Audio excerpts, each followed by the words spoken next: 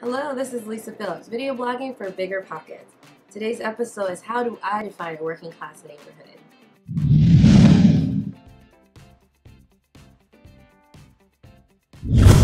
It's no secret that I'm a big fan of the everyday investor, investing in rental properties in working class neighborhoods. Not only because of the high cash flow, but just the fact that you can pay for your entire investment anywhere between 4 to 7 years and have cash flow during that entire period. However, mainstream thought always tends to group working class neighborhoods in with slums or projects, and new investors are curious about what that dividing line. And today I just want to share my own personal opinions on those dividing lines and how I see it, and how I define a working class neighborhood from maybe a project or a slum, and why I invest in one versus the other. So in general, you first need to understand that ethnicity is not the indicator. That is not at all. What are really the big indicators are, first let me say, when I invest in all these communities, it's such a wide variety. I mean, out in Las Vegas, I have real estate investors who are in working class neighborhoods that are all Hispanic, specifically from Mexico.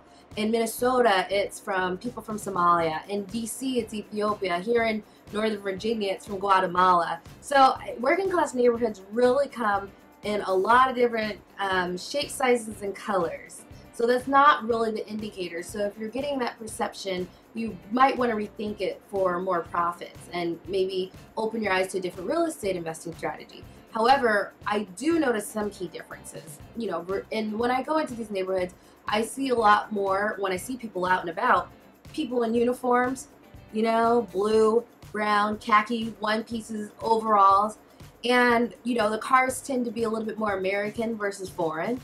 And when I look at the crime reports before I go into those neighborhoods, there might be a little bit more crime than in other parts of town, but it's not excessive. It's just more than you would see normally in maybe a different neighborhood or demographic, and a little bit more often, but nothing excessive that it's scary.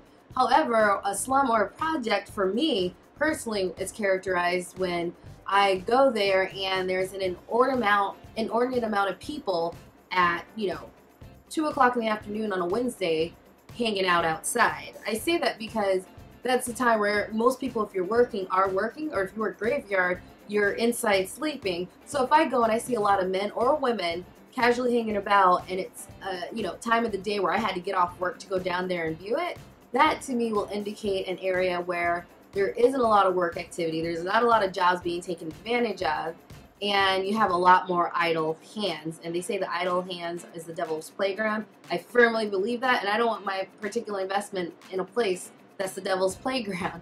However, and also if you look at crime reports, so you can see the same distressed housing prices, or in one area you see that there is an inordinate amount of crime.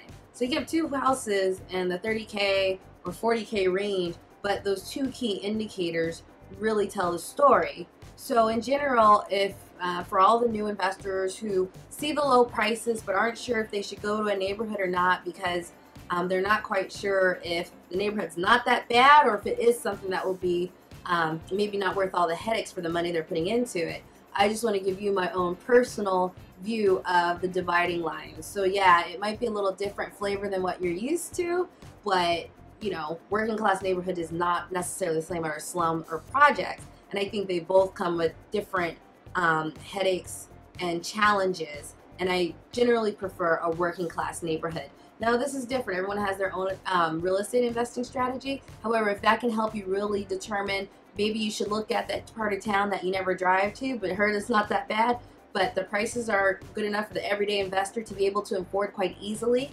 especially for your first or second investment, go ahead and open your mind to that there are key indicators that can let you know that it'll be an experience that's perfectly fine and normal and doesn't have to derail your real estate investing strategy. And if you do it right, and with all the resources you have on BiggerPockets, you can actually be very profitable and a lot more sooner than other real estate investors with a different strategy. So thank you very much. This is Lisa Phillips with BiggerPockets.